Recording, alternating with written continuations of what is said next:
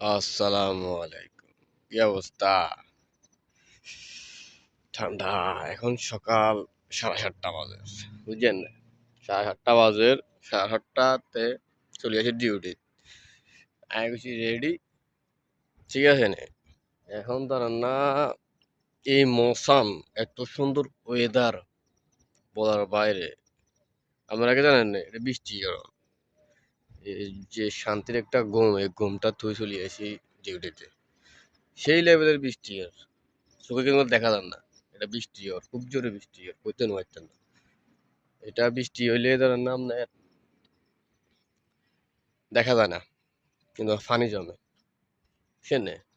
বৃষ্টি আর সেই লেভেলের বৃষ্টি আর কিন্তু এখন বর্তমানে এটা সালালা ঝর্ণার তো না, মানে চিকন চিকন ফুটা বৃষ্টির সেই এই ঠান্ডা মৌসামটা তুই চলিয়ে আসি, মানে